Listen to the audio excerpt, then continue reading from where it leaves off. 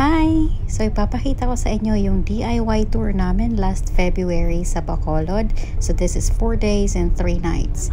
So dumating kami ng hapon banda and nagpahinga, nag-lunch, and ang first stop namin itong The Ruins dito sa Talisay City. So ang entrance fee dito is 150 pesos per person. And I highly advise na pumunta kayo nung mga pabandang hapon na. So nagpunta kami dito ng mga 5 p.m. na to. So that's Christy and then Ken. Hi sa inyo guys. So Christy is originally from Silay City. So nagtrabaho siya sa Manila and then nakatrabaho namin siya ni Ken. And bumalik siya ng Silay. And binisita namin siya dito kasi matagal ko na siyang hindi nakikita. Ayan. And it's so nice na may connection ka pa rin sa mga previous co-workers mo na naging friends. And I'm just so grateful kay Christy kasi she tours us around at siya din ang naging driver namin. And it's nice na kapag pupunta ka sa isang lugar, merong isang lokal na magtutour sa iyo. So yon. So ito yung first stop namin, The Ruins. May mga nakita din ako mga vlogs na pumunta sila dito ng umaga or tanghali. Pero ang ganda pa rin niya. But then again, mas maganda siya kapag may mga lights na. Kasi ang tawag nila dito is the Eiffel Tower of the Philippines. May deep and meaningful na meaning itong place na to. And I didn't dive in kasi mabilis lang kami sa lugar na to. I think we just stayed here at 1 hour kasi after neto pumunta kami ng Bacolod.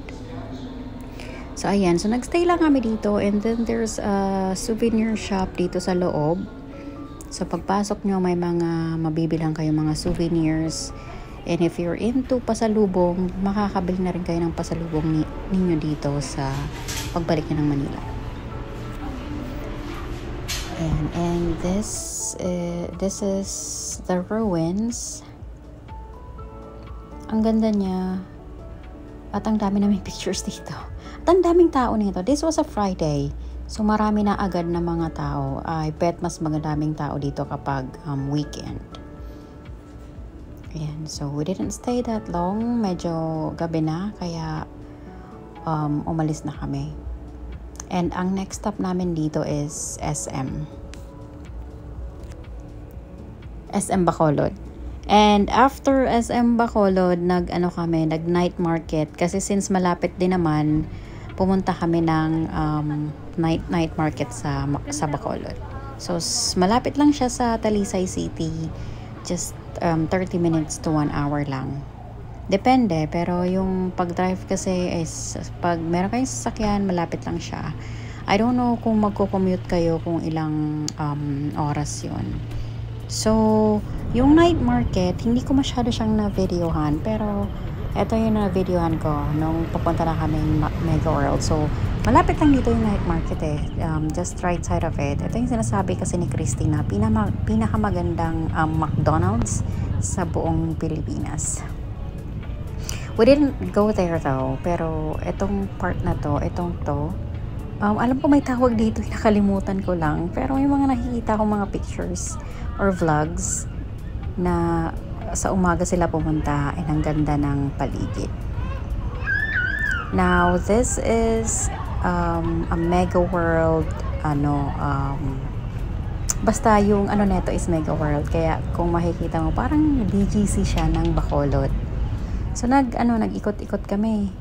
Andun yung night market sa right side niyan makikita mo yung night market. So marami din kami nabili diyan kasi ang daming mga binibenta like clothes, food, tapos kung anong pang mga anik-anik.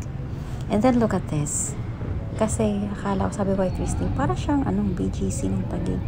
And then after that, nadaanan namin tong Bacolod Government Center. So, since gabi kami pumunta, ayan, maraming taong tumatambay. And siguro mas maganda to in the morning kasi may mga nakita din ako na ang daming nagtumatambay dito, may mga nagsusumba, ang daming nagjo-jogging. Pero same pa rin pag gabi kasi ang dami ding tao. Ayan, and then you can take a picture here sa may Bacolod sign.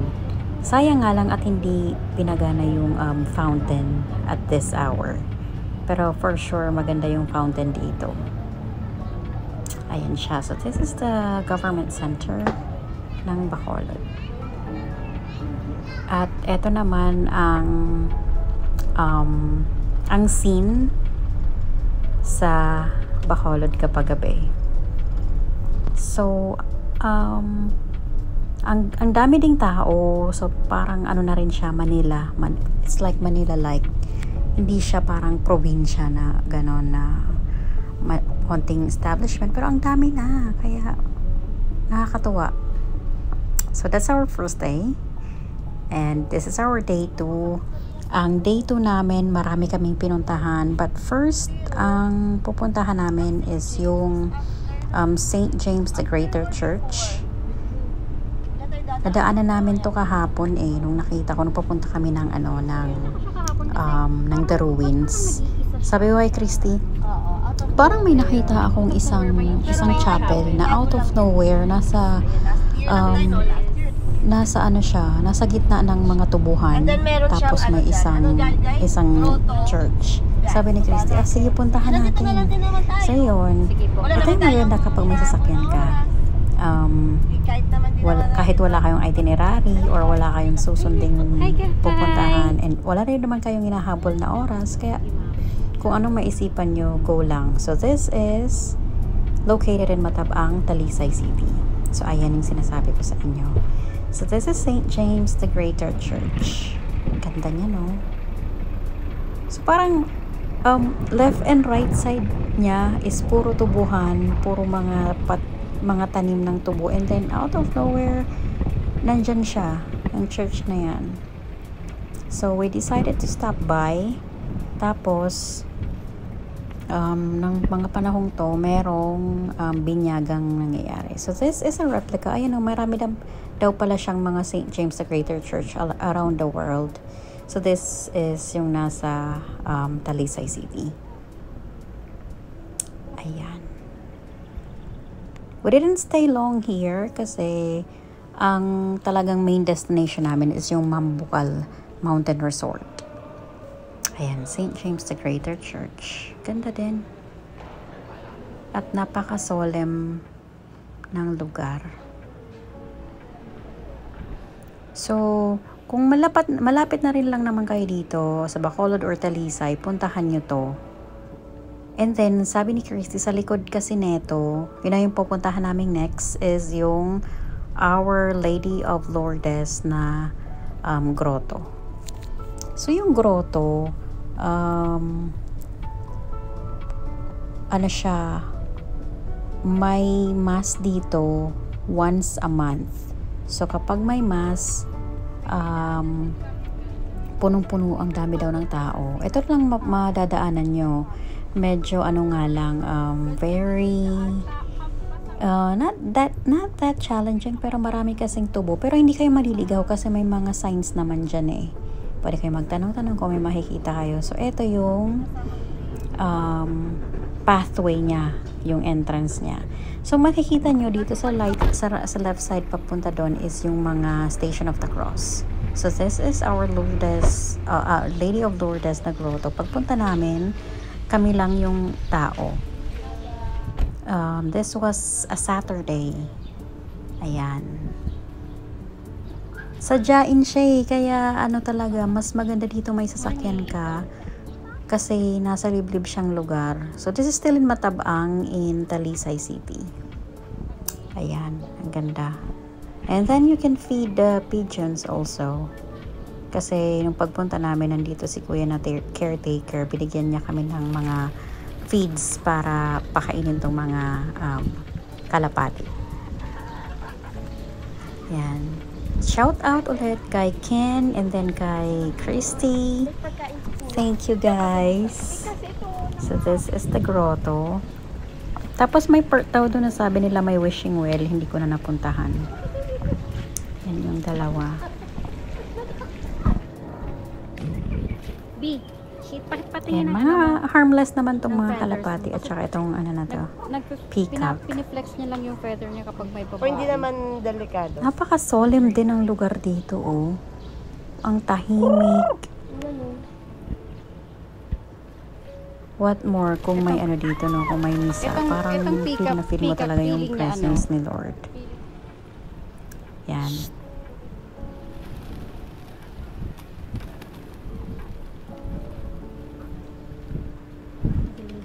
I wonder kung ano, kung nag-held dito ng weddings or ano tawag doon, binyag, ganyan. Ang ganda niya. So this is the grotto. Ilagay niyo sa mga pupuntahan niyo to kasi ang ganda talaga niya. And visit here kapag ano, well, onti lang ng mga tao dito kaya I assure you hindi masyadong crowded kapag papunta nyo. So, ito yung ano, ito yung sinasabi kong Station of the Cross. Dito din sa paligid ng grotto. So, marami yan. Of course, Station of the Cross. So, tabi-tabi na rin lang yan. Hindi ko na pinuntahan lahat. Pero yan yung Station of the Cross. And, hanapin nyo na lang yung iba. I bet, nung Holy Week, marami din siguro pumunta rito para i-visit itong mga dito mag ano tawag doon iglesia sa yung visit the iglesia or yung mga paganito basta yan. So this is the other side, yung sa right side yung Station of the Cross pa rin. Nakakatuwa kasi sobrang lawak niya, and then yung mga statwa na yan talagang human like. Nakakatakot nga nakakapag baka gumalaw. Hindi na ako masyadong nagstay ng matagal. So ayan. Yan siya, and napakalawak, and yung paligid niya is field of greens. Yan. Hindi kami masyadong nagtagal dito dumaan lang talaga for the grotto and then yung sa church. Yan yung Station of the Cross. Yep.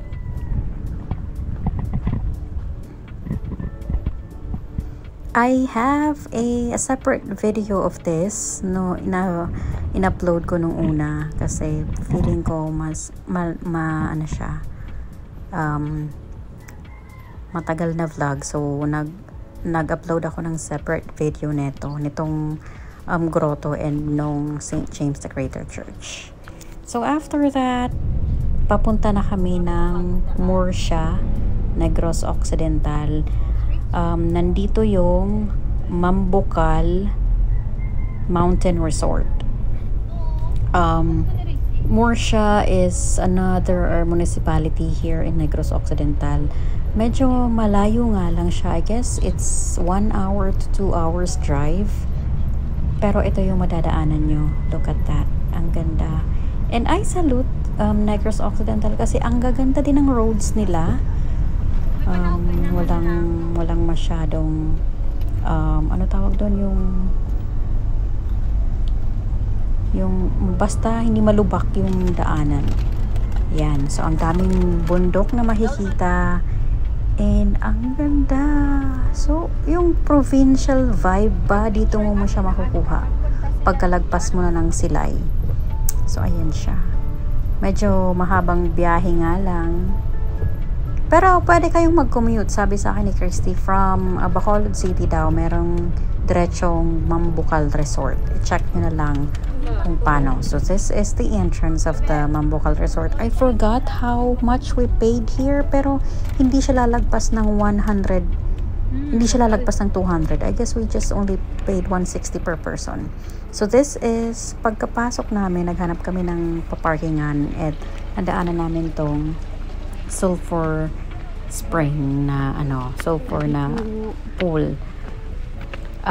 Medyo may amoy nga lang kasi nga sulfur yung neto. Ayan, pinuntahan namin. Nakikita mo talaga siya malayo pa lang, nakikita mo na nagbo-boil yung water, oh. Ayan, may medyong amoy nga lang dito.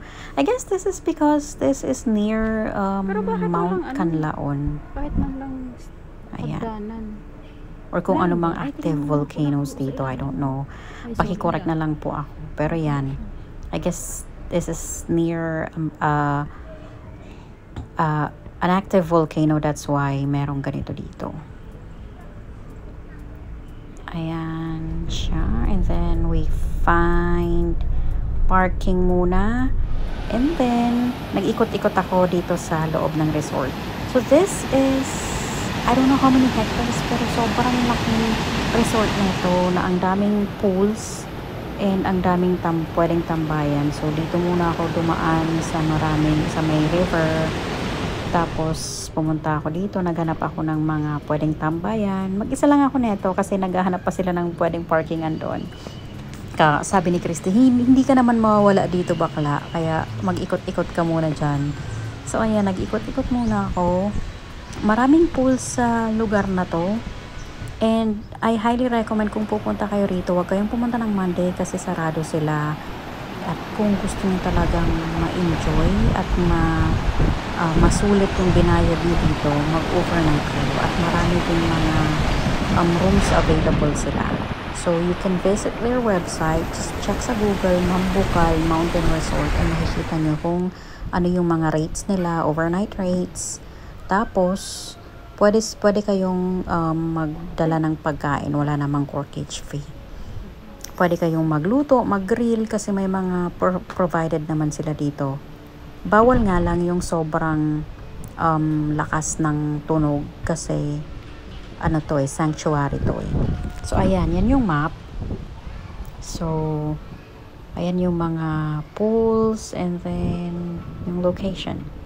So nang ganito, dito ako iniwanan nila Christy. Sabi ko kay Kuya Guard, Kuya, saan po dito yung swimming pool? Kasi yung sinabi nila doon daw sila magpo-pool. Ayan, naghanap ako. This is the sulfur pool. So this is a dipping pool. Dito ko sila nakita. Mainit dito. Like, hindi naman siya ganong sobrang init na hindi nakakayanin ng balat mo. Pero highly recommended yung pool na yun kapag gusto mo mag-relax. And this is a kiddie pool. And dun din, meron din malalim na pool. So, since may kasama kaming bata, dyan siya nag-enjoy. And, hindi kami masyadong nagtagal sa Mambucal Spring Resort. Siguro mga 2 to 3 hours lang. Umalis na kami. Ayan. After lunch na to, and then, naisipan namin mag-lunch sa Don Benedicto. DSB, Don San Benedicto. So, ito yung lugar, ito yung daanan papunta doon. Yan. This is really a provincial vibe. So, ang nangyari kasi is parang naging road trip siya. Nakakatuwa pag may sarili kayong sasakyan kapag pupunta kayo sa ibang lugar kasi you can roam around kahit wala kayong nakatakdang itinerary. Kung ano yung maisipan nyo, go lang. And best na may lokal kayong kasama. Lalo na who can speak the language or the dialect. I was told na ang dialect nila is called Hiligaynon. It's not called the other way around na yung mga, ano tawag doon? Basta yun. Hiligaynon yung dialect nila. Yan o, ang ganda ng mga bundok. Kung sino man po ang may dyan, may alam nang nag-organize ng hike dito sa mga bundok dito, please let me know. Gusto kong balikan ang Bacolod kasi gusto kong mag-hike. Parang ang ganda ng mga ng mga bundok. So ito na nga yung arc saying Don Salvador Benedicto. Don Salvador Benedicto pala, sorry. DSB. Yun. So this is the Kings. Nakita lang namin to yung nadaanan namin sa lugar. And we don't have any particular place. Sabi namin, sige, yan na lang. So, ito yung mga in-order namin. And napakamura lang. I guess we spent like less than 1,000 here. At may may take-out pa yan. So, ito yung view niya. Ang ganda, di ba?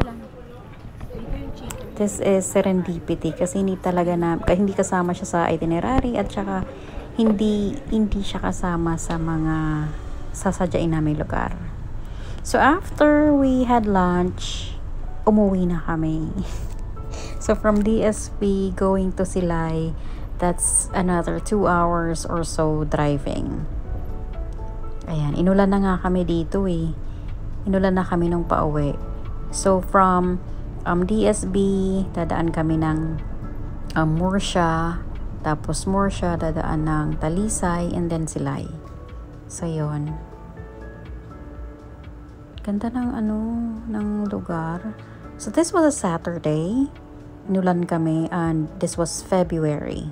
So, February, medyo okay pa yung climate, yung weather natin.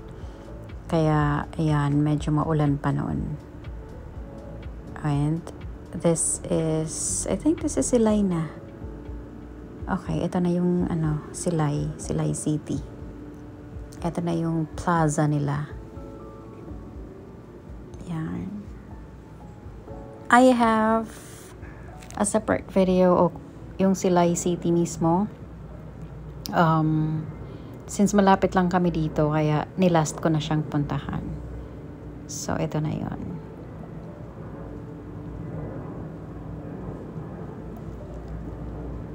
Pag uwi naming Mambukal Resort, I was so tired. Pero hapon na nun eh.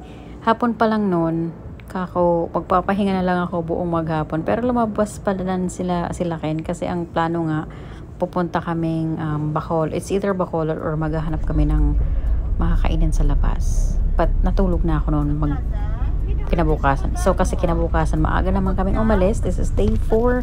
Pupunta kaming Campuestuhan Mountain Resort. Let's go. Campuestuhan Highland Resort. Sorry, yeah. So Campuestuhan Highland Resort. I saw a clip before na ang ganda-ganda sa Campuestuhan. Campuestuhan is also in Talisay City. So, ayan, medyo malayo din siya. Like, 1 hour plus na drive from Silay. So, ito ulit yung mga dadaanan, mga tubo. Yan. And, medyo mataas na part siya na pinuntahan namin. Kaya, medyo malamig nung panahong yun. Ayan o. Ang ganda ng lugar. Ang ganda nung ng mga daanan dito. And mostly makakasalubong mo is mga truck na may mga tubo. Loaded ng tubo. Yan. So this is day 3. And again, thank you Christy. Hindi siya napapagod sa pagdadrive sa amin, sa pagtutour sa amin. This is a Sunday. So Sunday, family day. Naisipan naming magkampuestuhan, which is a not so good idea. Hindi ko siya maire-recommend na pumunta kayo during weekends kasi ang daming tao nung pagpunta namin. I have a separate video of this. Ginawan ko siya ng separate video kasi medyo mahaba ang vlog na to. This is a walking tour lang na gagawin ko papuntang Campuestuhan, but I'll walk you, I'll tour you around. Ayan.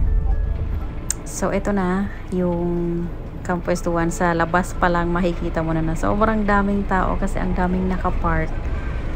So, nasa mataas na part na kami ng Talisay City. Ang entrance fee namin dito is 250 pesos per head. Pero yung bata, libre na siya. So, kaming 4 dito. Ako, si Ken, si Christy, tsaka... Excited. Hala, nakalimutan ko yung pangalan sa kasama. Babe, forgot. I'm sorry. Ayan. So, dito lang sila nag-swimming ng bata. Kasi may bata kami isa. Yung bata kasi kami kasama. Nag-swimming sila dyan. Kapag bata yung kasama mo dito, matutuwa sila kasi ang dami-daming pwedeng gawin. They have that huge pool, tapos merong hanging bridge, merong mga slides, and there are a lot of places na pwede kang magpicture. Mauubos talaga yung memory mo dito sa phone mo. Kasi look, ayan parang may something na windmill. Tapos on the right side, may makikita kang napakalaking dinosaurs. Ayan. Diba? Yan yung dinosaurs na yan. I think this has a record or something na parang pinakamalaking dinosaur na statue or something like that in Asia. Ayan, sobrang laki niya in person. Look at that, hindi nga magkasya dito sa GoPro. And this is what it looks like. Ang daming tao, na-overwhelm ang tita nyo. Grabe talaga guys, sobrang. I know yung niya, dinosaur. Tallest dinosaur ata yun. Forgot. And on the left side, ito nga yung parang pa-Netherlands theme. Ang daming food parks dito, ang daming pwedeng kainan. Kaya kung wala kayong baon, may restaurant din dito. Kung wala kayong baon, okay lang. Pero this is very ideal kapag mag-outing kayo ng buong pamilya nyo kasi mag-e-enjoy talaga lahat ng bata dito. I don't know kung sa mga matatanda may enjoy, pero marami din ako nakitang mga matatanda dito. And again guys, for this type of a place na sobrang laki, masusulit nyo ang pera nyo kapag nag-overnight kayo. They have rooms, they have cottages. Ayan yan, aircon yan. Check nyo na lang yung site nila about their room rates kasi iba yung room rates sa entrance fee. Ayan. What if ito yung nabook mong room? Ang ganda, no? Dang. Tas makikita mo pa yung mga bundok sa likod. Ang ganda. Kaya, if ever naman nababalik ako dito, I guess mag-overnight ako dito. But not on a weekend. Kasi ang daming tao. Ayan, may Indian village. Tapos, may binibuild sila ditong longest slide in the world. I think in the world na yung inaano nila, yung ini-aim nilang Guinness dito. Ayan, ang daming mga pandas, basta mga statwa na pwede mong pagpicturean. Ewan ko na lang talaga kung hindi ka magsawa kaka-picture dito. See? Ayan, isa pang restaurant. Diba? And natatanaw ko dito yung another pool. Iba pa to sa pool na nauna-unahan natin na ayun, matatanaw mo yung pinakamalaking manok sa buong mundo. Yes, that's a Guinness World Record holder. Yung manok ni Kano, guwapo. Ang laki niya. Ayan nga pala guys, share ko lang, nung pagpunta namin dito, marami kaming nadaan ng mga farm na maraming mga panabong na manok. So, if ever na ko si Papa, siguro matutuwa siya dito sa Talisay City. Kasi ang daming farms na ang lalawak, pero ang mga nakalagay is yung mga panabong na manok. So this is also another sight to behold. Ito yung giant octopus nila. Ang ganda niya sa camera. Ang gandang picturean, oh. Yan, and then paglagpas mo, mga sharks naman ang makikita mo. Tuwang-tuwang mga bata dito, nakikita ko sa nila. Ang daming bata, ang daming nagpapapicture. Pero mostly nagpapapicture is yung mga matatanda na. And on this side, another swimming pool. At may grotto doon din sa taas, oh. Ayan, another pool. Hindi mananawa kayo sa swimming pool dito. Ang dami. Kaya ang ganda talagang i-overnight to kasi nga masusulit nyo. And on the right side, meron siyang bubble bath. Ayan. Meron pa siguro dun sa far end, pero hindi ko na siya pinuntahan. Napagod na agad ako. Biko, nakakapagod naman dito. Ang daming pupuntahan. Nakaka-overwhelm. Kaya kung katulad ko, ikaw na parang naubos agad ang energy, nakakaubos ng social battery, punta kayo ng weekdays and then mag-book ng overnight stay para may time kayo na masolo yung lugar. Yan. So, balik na ako. And then, pagbalik ko, dito na ako sa may manok na napakalaki. Inakyat ko to, guys. Kasi nga, na-curious ako eh. Sabi ko, totoo kaya to? Yung parang, lo and behold, yung structure niya is made of cement. Paano siya, how in the world did they build this? Diba? Ay, share ko din pala sa na to, sa structure na to, meron ding mga rooms na pwede nyong i-rent. Hindi ko na lang na-videohan kasi feeling ko may mga tao sa loob. Pero ayan, yung paa ng manok. At inawakan ko talaga siya. Oh my God, this is cement. Pure cement. What if gumalaw to, no? Ayan.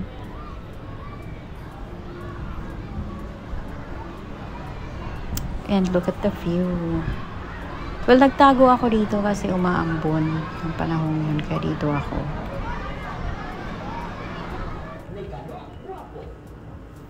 Yan siya. Ang ganda ng bubungad sa'yo. So, medyo mataas na part na to ng Talisay City, kaya medyo malamig.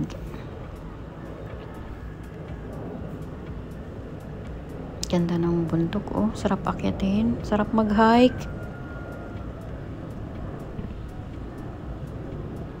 And I hope you get the gist, the feels of this Camp Puestohan Resort.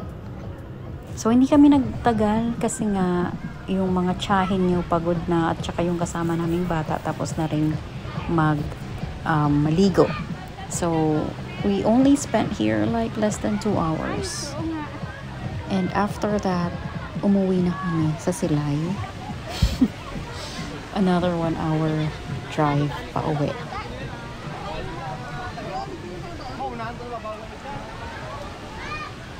Oh, my goodness. Thank you sa Camp Puestohan. I'd love to be back pero hindi na siya weekend. Gusto kong bumalik dito ng mga weekdays para makapag-swim na lang. Swim sa mga pool. So, eto, pabalik na kami ng Silay City. Another 1 hour or more na drive pa uwi. So, sabi ni Christy sa amin, saan tayo magla-lunch bakla? Sabi ko, take us to a seafood restaurant. So, eto, sige, malapit lang to sa kanila. This is in Balaring. And she said, dito daw sila. Heidi recommended niya tong lugar na to. This is called, we are going to have our lunch here in Melkin's Seafood Restaurant. So, eto, naghahanap kami ng parking. Medyo madaming tao kasi nga, this was on a Sunday. Umikot muna kami. Ayan, sa Balaring to. So, this is in Silay. Kung hindi ko alam kung paano kayo magko-commute. Kasi nga. Pero kung magtanong-tanong kayo, I guess, may mga locals din naman na dito. Naghahatid papuntang Balaring. Sabihin nyo na lang sa Melkin's. This is a famous place, kaya hindi nila yun mamimiss. Okay, so we are going back to Melkin's para maghanap ng parkingan. Kasama namin dito yung mama ni Christy. Hello po, tita. Thank you again for having us at pagpapatuloy sa bahay nyo. And this is Melkins. Tabi-tabi na rin ng mga restaurants dito, seafood restaurant, pero ito talaga yung gusto nila Christy, kaya dito tayo. Kung ano ang isasuggest ng lokal, maniwala kayo guys. So this is where it is. This is still in Silay City. Napaka-reasonable ng pricing nila. So, i-pause nyo na lang tong video for the pricing. Pero ang in-order namin is sinigang. Sinigang na isda, calamari, sizzling bangus. Ano pa ba? Kalimutan ko. Pero 4 lang kami, kaya hindi kami masyadong nag-order ng madami kasi nga baka hindi namin maubos, sayang. Hindi lang. At ano pala, This is kinilaw. kinilaw. Anong Sinigang na gingaw. gingaw? And then the calamari. Against the light 100 over Kasi nga 10 mainit. itong experience ko dito sa Melkins. I definitely will go back. So yun, after lunch, ang next destination namin is pupunta kami sa Patag, also in Silay. Grabe, siksik liglig ang day 3 namin. This is day 3. Ang dami naming pinuntahan. So, next stop is in Patag, Silay City. Merong staycation house sila Christy doon. It's called Picasa.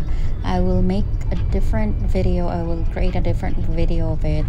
Kasi kapag kailangan nyo or nangangailangan kayo ng lugar na pag team buildingan, because they can accommodate 20 persons or more. So it's a staycation house. Pwede kayong mag video okay, tapos may swimming pool sila. So pinuntahan namin, it's just near the place, siguro mga 30 minutes to 1 hour din ay yung drive papunta doon. So yan, nadaanan namin yung mga restaurants din dito sa Patag. So they have Duyan Cafe, tapos meron ding mga ibang restaurant na famous din, pero hindi na namin pinuntahan kasi sobrang siksik-liglig na. Ayan, medyo malayo at liblib na yung papuntang Picasa. Ito yung sinasabi ni Christina Duyan Cafe. And that's Picasa signage. Lapit na kami. This day, may nag-check out na mga tao dito, kaya pinuntahan namin. And nag-swimming kami dito. Ayan. Ang lamig-lamig. Hindi ko lang siya na-enjoy kasi sobrang lamig. Ayan o, look at that. Ang lamig pa ng tubig. Pero go lang kami sa kakaswimming. And dito na kami nag-swim. Hindi na kami nag-swim dun sa kampwestuhan. Yan, grabe.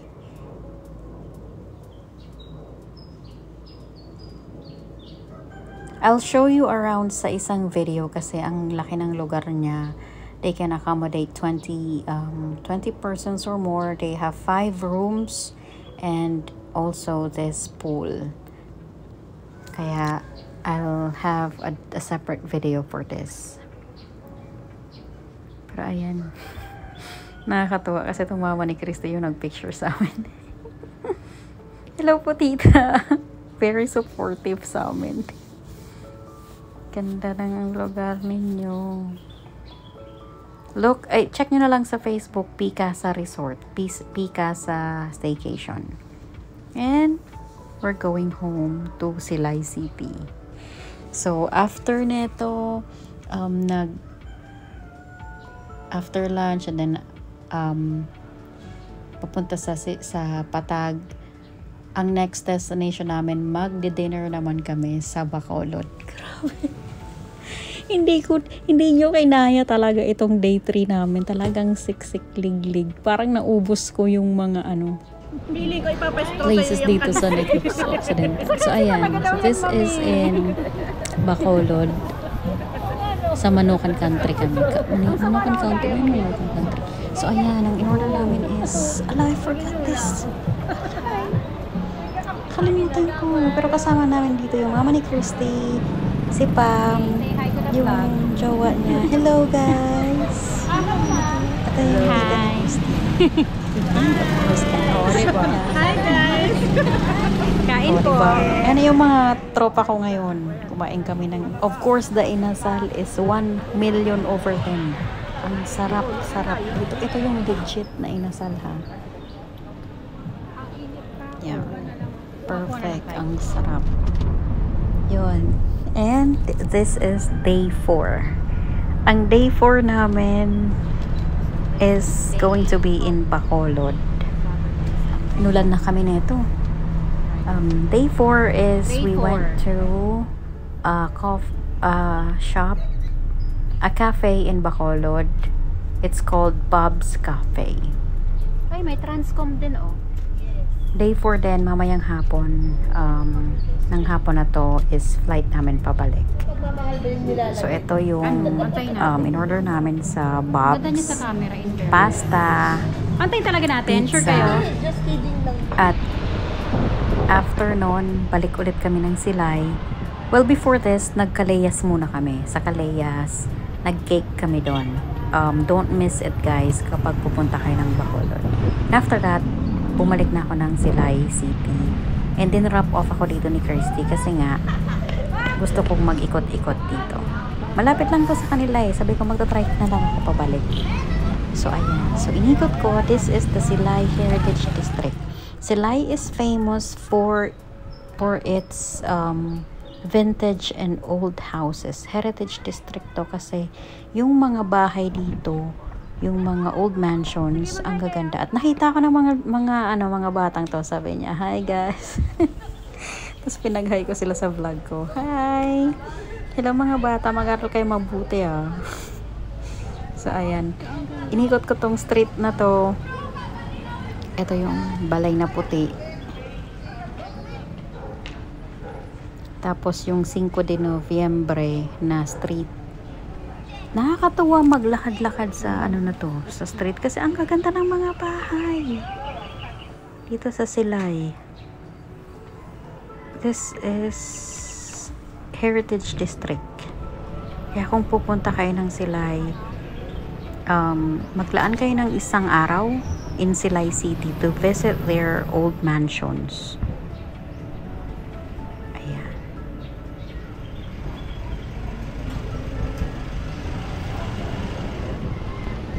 Gaganda, no? Perfect. Lalo na kung naka-outfit na pang classic. Dito kayo magpa-picture. Sige, naglakad-lakad pa ako dyan. Parang ako lang yung turista dito nung pagpunta ko. This was a Monday. Ayan, makikita mo yung mga naman dito, signages. Kung papunta doon, may mga mansions pa. Dito pero tayo. Sabi ko dito nga ako. Dito yung 5 de Noviembre. What if maglakad-lakad ka dito ng gabi, no? Parang nakakatakot din kapag ganitong mga bahay. Lalo na paggabi. Pero I guess wala rin naman. Harmless naman nata dito. Kasi ang ganda eh. This is the 5 de Noviembre. Pagpunta ko rito may mga turista. Kaya may mga kasama akong nagpicture. Ayan. So dyan pa picture kayo. So there goes my our DIY tour dito sa Bacolod. Kung may na-pick up man kayo na gusto nyong puntahan, just message me kung pupunta kayo para mabigyan ko din kayo ng mga tips. But this is mostly DIY, kaya kung may nakita man kayong mga tours, salihan nyo na kasi dito kasi may sarili kaming sasakyan. It's different kapag magko-commute kayo kasi yung mga lugar talaga yung iba sasadyain nyo, kaya mas okay na may tour guides kayo kayo rin. Lalo na kung local yung tour guide. That's me. This was last February 2025. And again, Christy, and to your family, thank you for having us, for accommodating us, and showing us around. Napakaganda sa Bacolod. Especially in Silay, and I would definitely come back, lalo na Christy, sabi mo balikan natin yung Lakawan Island, please balikan natin, gusto ko yun lang ang hindi namin napuntahan, pero gusto ko siyang balikan. And the people here are so friendly, hands down talaga, napakabait na mga tao, and ang ganda ng lugar, very stressless na city. Gusto ko ditong bumalik, gusto ko ditong tumira. Ang ganda. And thank you again, Candice, thank you for going with me here. Tapos ano pa ba?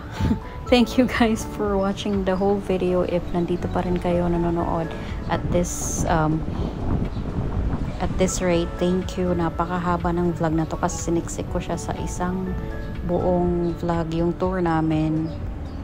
And i-breakdown ko na lang sa description yung mga napuntahan namin para hindi kayo mabore. So then, after neto, that afternoon, umuwi na kami, bumalik na kami ng Manila. So, naglakad na ako, naghanap na ako ng tricycle kasi pupunta na ako kila Christy sa bahay nila. And then, 5 p.m. neto is pabalik na.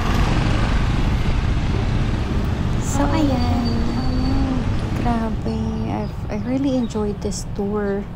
And I'm looking forward na bumalik ulit. Kasi nga, marami pa kaming islands na hindi napuntahan. Ganda dito sa Silay, oh. And I went back dito sa Silay City. Ito yung munisipyo nila, and there sa right side na ito is yung plaza. And yung last stop, of course, is their church, which is the San Pedro Pro. I forgot the name. Basta ito yung cathedral nila. Ito yung cathedral dito sa Silay City. So, ito na yung last stop ko for this.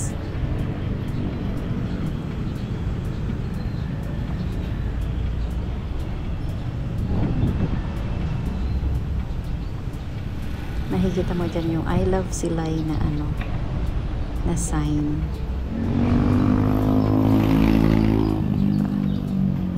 May dumaan pa.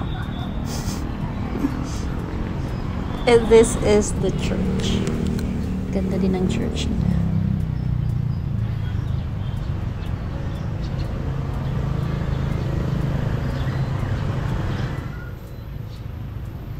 I stopped by at tumambay muna ako para mag-pray. And then, after that, umuwi na. So, pwede nyo itong lakarin if ever na naglalakad-lakad na kayo sa Heritage District, tumiretso na kayo dito sa church. Kayang-kaya nyong lakarin to kung gusto nyo ng walking trip lang dito sa Silay. Mas maganda siyang maglakad-lakad.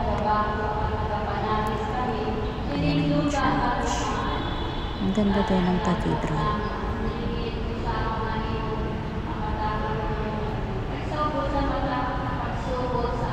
And pauwi na.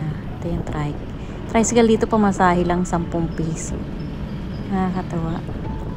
And guys, thank you for watching this vlog again. And thank you Bacolod, Silay, Talisay, Murcia, Don Salvador Benedicto. To God be all the glory. Thank you.